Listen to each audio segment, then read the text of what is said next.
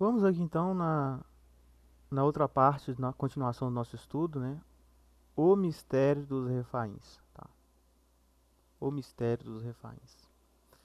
Eu, com o meu estudo da Bíblia, eu tenho reparado que tudo está nos detalhes. E hoje eu vou mostrar para vocês aqui um detalhe de uma possibilidade, tá? Não tem como eu afirmar que foi assim porque eu não estava lá para ver. E a Bíblia que nós temos como canônica não explica. Nem muito menos o livro de Enoque ou outros explicam, né? Tem um livro, né, de Jubileus que ele começa a falar sobre, mas ele não entra em muitos detalhes, ele só começa a dizer alguns detalhes, tá? Bom, o que é Refaim?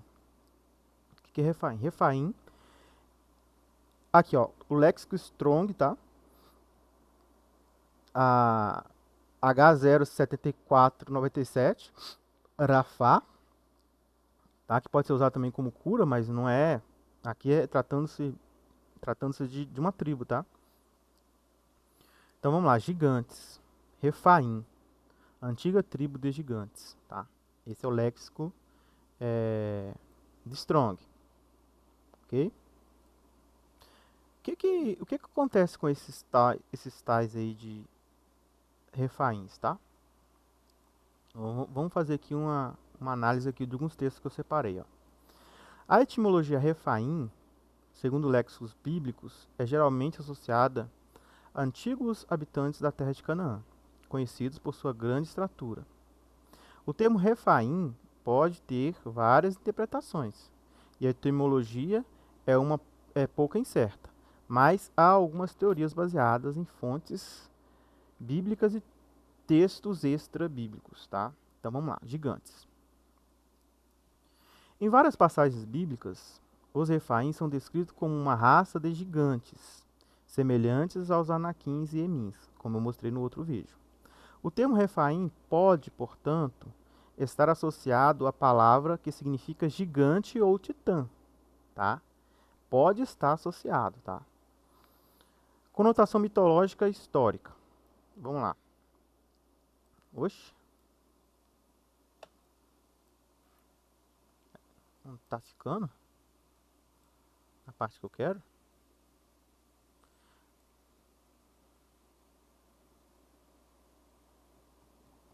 Vamos descer um pouquinho. Aqui, ó. Em textos ugaríticos, depois vocês podem pesquisar o que que é isso, tá? Não vou explicar aqui. E outras fontes antigas do Oriente Próximo, o Erpur, Pum, né? Um termo semelhante refere-se a espíritos ou sombras de antepassados.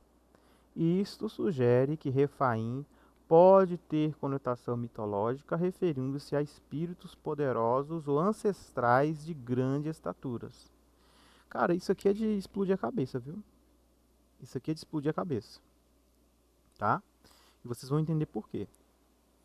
Vamos aqui em alguns léxicos bíblicos, ó. Léxicos bíblicos como Browdriver, né?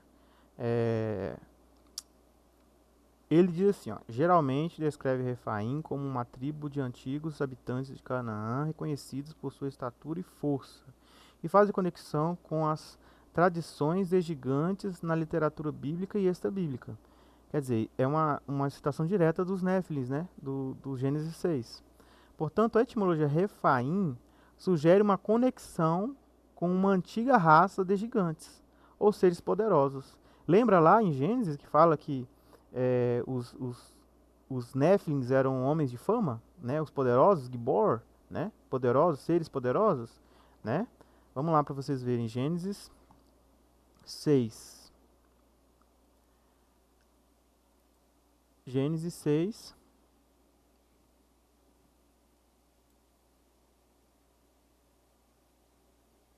Aqui, ó. E foram os valentes da antiguidade. Se você for pegar isso aqui, ó, né? Em valentes, você vai ter a palavra aqui Gibor, que é forte, poderoso, né? Então eram os homens, né, de nome, de fama, os super-heróis da época. Mera coincidência, tá, gente? As conotações mitológicas, né, e históricas dos Refaíns possuem raízes profundas na literatura antiga do Oriente Próximo e, de fato, envolvem conceitos que podem estar relacionados a fantasmas ou espírito dos mortos. A seguir, uma explanação mais detalhada sobre este ponto. Então vamos lá. Por que eu estou falando isso? Vocês vão entender daqui a pouco. Conotação mitológica histórica. Ó, textos ugaríticos. Depois vocês procuram sobre isso. Nos textos ugaríticos, né, Ugarit era uma antiga cidade do estado atual da Síria. A palavra Erpum ou Refaim refere-se aos espíritos dos mortos, especificamente aos espíritos dos ancestrais, tá vendo? Então, aqui, olha, eles estão falando que esse termo Refaim, ela tem uma conotação naquela região da Síria ali, onde tudo isso aconteceu, com espíritos dos ancestrais, dos gigantes ancestrais. Vocês estão entendendo o que eu estou querendo dizer? A palavra tem uma conotação com fantasmagoria, espíritos do submundo, certo? Esses textos descrevem os refaíns, né? Os Ripum, como residentes do submundo. Olha que interessante.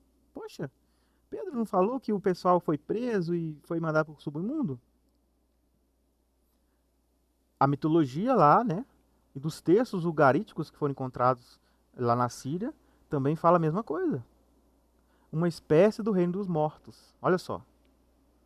Então quer dizer que o mundo dos mortos possui criaturas, e essas criaturas, na mitologia sírica, são os refaíns, né? A palavra refaim refere-se a isso, a espíritos de seres primordiais, espíritos dos ancestrais, dos gigantes. Então, os Irpum eram vistos como poderosos e, em alguns casos, benevolentes, oferecendo proteção e bênção aos vivos. Eles eram reverenciados em rituais funerários e lembrados nas cerimônias comemorativas dos mortos. Onde surge toda essa adoração de morto, dia dos mortos, dia dos finados, onde surge tudo isso, pessoal? Agora, antes de eu continuar aqui, a gente precisa ir no livro de Enoque, para vocês entenderem uma coisa. Para vocês entenderem uma coisa. Eu preciso lá no livro de Enoque, para vocês entenderem uma coisa. Tá? Cadê? Tem mais texto. Vamos diminuir aqui. Ah, tá lá em cima.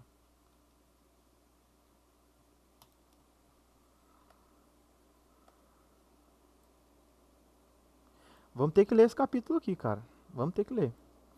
Para vocês entenderem a profundidade disso aí. Isso aqui é de arrepiar o cabelo, tá? Então, dirigindo-se para mim, ele falou e disse: Ouve, não se aterrorize, justo Enoque, tu escriba da retidão.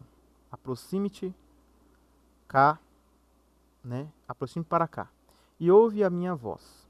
Vai, dize às sentinelas dos céus. Quem que é as sentinelas? Aqueles anjos que desceram para ter relações com as mulheres. Então Enoque é como se ele fosse um profeta que profetizou contra os sentinelas. Por isso que ele é tão importante. Ele não foi um profeta qualquer, como não que os outros foram qualquer, né? Mas ele não foi um profeta comum. Os profetas comuns, eles profetizavam contra pessoas, né? Isaías profetizou contra Jerusalém, contra os judeus, né? Contra os egípcios, contra os assírios, contra um monte de gente. Agora, o Enoque, ele profetizou contra as sentinelas. Porque Deus até teve que levá-lo embora, né? Por que será que Deus teve que levá-lo embora daqui, né? Porque alguma coisa ruim podia acontecer com ele, a qualquer momento. Porque ele foi um cara que instigou e bateu de frente com essas criaturas aí. A quem te enviei para rogar por eles. Tu deves rogar pelos homens, e não os homens por ti. Portanto, deves abandonar o sublime e santo céu. Então, ó, essa palavra aqui era contra os sentinelas, tá? Quer dizer, Deus enviou os sentinelas para o mundo e eles deviam rogar pelos homens, não os homens rogar por ele. Quer dizer, o Enoque estava tentando ali perante Deus, né, fazer um rogo, porque se você ler os capítulos anteriores de Enoque, você vai ver que o Azaziel lá, ele pediu para Enoque lá interceder por eles. Depois que eles tiveram feito a cagada toda e sabiam o resultado que ia acontecer, eles falaram lá com Enoque, vai lá e intercede por nós, por favor, né? Aí Enoque foi conversar com Deus, só que aí Deus falou assim, olha, você fala com a sentinela o seguinte, é eles que deveriam interceder pelos homens, não os homens interceder por eles, tá? É isso que ele está falando aqui. Portanto, deves abandonar o sublime e o santo céu, a qual permanece para sempre. Deitar-te com mulheres, né, até os sentinelas. Vos corrompestes com as filhas dos homens, tá? Então, ó, eles tiveram mesmo relações com as mulheres. Tomaste-a para ti esposas, agistes igual aos filhos da terra e gerastes uma ímpia descendência, tá? Olha só que coisa mais interessante. Uma ímpia descendência, literalmente gigantes, por Charles, na página 83 da tua obra, tá? E página 101. Sois espirituais, aqui está falando com anjos, santos, e possuidores de uma vida que é eterna. Vos contaminaste com as mulheres, procriastes em sangue carnal, cobiçastes o sangue de homens. Olha que coisa mais fantástica isso aqui, gente. Aqui no livro de Enoque, embora muitos de vocês não acreditem que esse livro aqui seja um livro inspirado, mas aqui está falando de coisas que o apóstolo Pedro explicou, que Jesus explicou, que o Apocalipse fala sobre toda essa bagunça que está no mundo hoje, que ninguém sabe a resposta, porque ninguém lê que o Enoque está falando, né? Então, olha aqui, Deus falou que os anjos, eles cobiçaram o sangue dos homens. Por que será que tem tantos sacrifícios no mundo? Por que será que tem tantas catástrofes? E tantas pessoas morrem?